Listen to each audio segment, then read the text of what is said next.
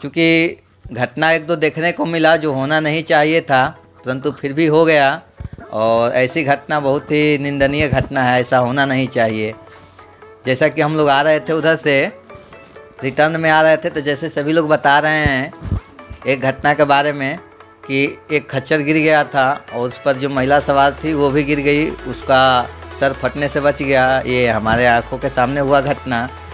तो ऐसा कॉमेडी वाला बात कि जब तक वो और सुनी, और वो औरत इतना भारी थी, उसका शरीर में इतना वजन था कि वो खच्चर गिरने के बाद औरत का पैर सिर्फ खच्चर पर था, फिर भी खच्चर उठ नहीं रहा था। जब तक उसका पैर नहीं हटाया गया तब तक वो खच्चर उठा नहीं। जैसे ही अपना पैर नीचे खींचती है उसके ऊपर से वो ऐसे ही खच्चर उठ खड़ा होता है। बताइए कितना। तो यहाँ पर एक तो आदमी आता है यहाँ पर पुण्य करने के लिए और ऊपर से पाप बटोर करके। अगर आप लोगों के पास सक्षम हो आप, तो हेलीकॉप्टर हेलीपैड से चलता है, वहाँ से बुकिंग होती है, पैदल जाइए, ठीक है। अन्यथा आप एक दिन के बदले 3 दिन में जाइए, माता का दर्शन कीजिए, माता का नाम लेकर के जाइए, आप एकदम आराम से पहुँच जाएंगे और वापस आ जाएंगे। 100 रुपये दे रहे हैं पालकी वालों को, तो उसमें आप खाते पीते अच्छे से चले जाएंगे ऊपर माता रानी के पास।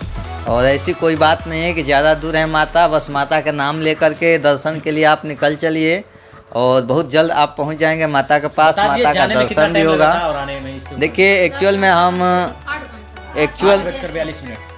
हम लोगों का जब यात्रा प्रारंभ किए थे अपने रूम से, आप लोग शायद वीडियो में देखे भी होंगे कि जब हम लोग निकल रहे थे तो एक वीडियो अभी चढ़ा भी है। तो उस वीडियो में हम 8:45 या 40 मिनट के आसपास सुबह में निकले हैं हम यात्रा के लिए। और वहाँ से निकलने के बाद हम लोग लगभग 3:30 बजे के आसपास हम लोग माता के भवन पर पहुँच गए। और वहाँ पे हम लोगों को 4:30 बजे माता का दर्शन हुआ। फिर वहाँ से हम लोग निकल लिए भैरव बाबा के लिए।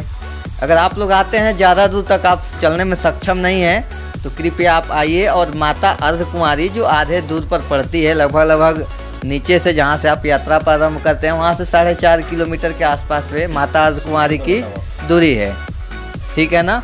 वहाँ से आपको इलेक्ट्रिक मैजिक मिलेगी, ठीक है ना। साधन वहाँ से आपको इलेक्ट्रिक मैजिक मिलेगी, जिसका प्रति व्यक्ति किराया है 354 रुपये, ठीक है ना। जो माता के जो भी विभाग द्वारा है वो किराया निर्धारित किया गया है 354 रुपये प्रति व्यक्ति, एक तरफ से सिर्फ लेकर के जाने का माता के भवन तक। तो आधे दूर आप पैदल चलिए, और अगर आपका मन थक जा रहा है तो माता का नाम लेकर के और आप फिर वहाँ से मैजिक करके वहाँ से चले जाइए।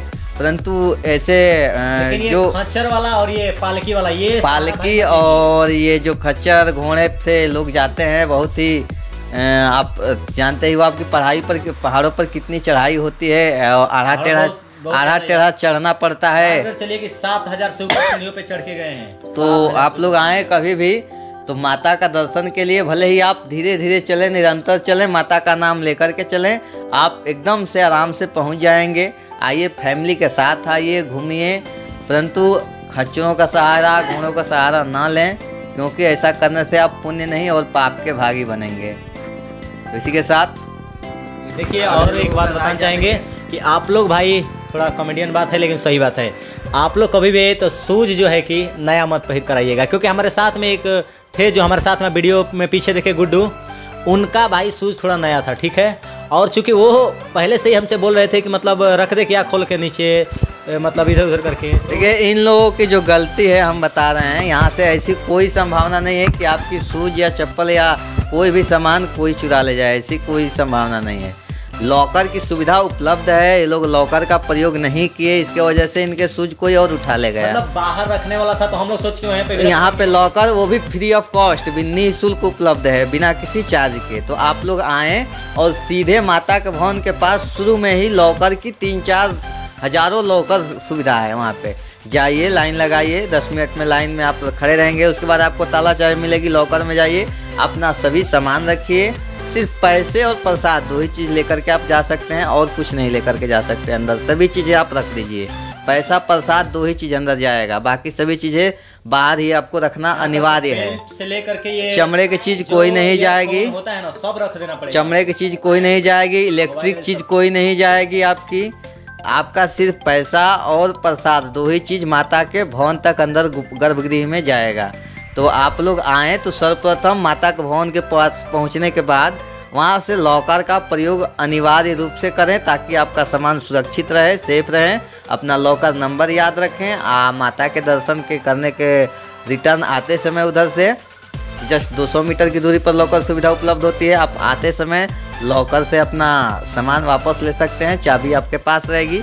तो यहाँ पर सुविधा माता वैष्णो देवी के धाम पे बहुत अच्छी सुविधा दी गई है, परंतु किसी को मालूम न होने के कारण, बिल्कुल सही, सच मन सही है, कुछ भी नहीं होता है गलत। किसी को मालूम न होने के कारण यहाँ पे लोग अधिक पैसे कहीं कहीं पर दे देते हैं, परंतु यहाँ पर सुविधा अच्छी तरह से हमें मालूम था तो हम इन लोगों को अच्छे से दर्शन कराएं, घुमाएं। पूरे टोटल 9 लोग हैं, लेकिन रूम में जो लिए है ना रूम तो बहुत सस्ते में मिला है और इतना चलता भी है 25। और यहाँ का रूम किराया बहुत, चारों तरफ से यहाँ का रूम किराया जम्मू माता का कटरा जो है यहाँ का, तो यहाँ सस्ता है। और कभी भी आप रूम लीजिए तो कटरा बस स्टैंड पर ही जो चौक है, कटरा बस स्टैंड वाला अगर यहीं पर लिखिए तो लिंक डिस्क्रिप्शन में नीचे है। Katra bus stand.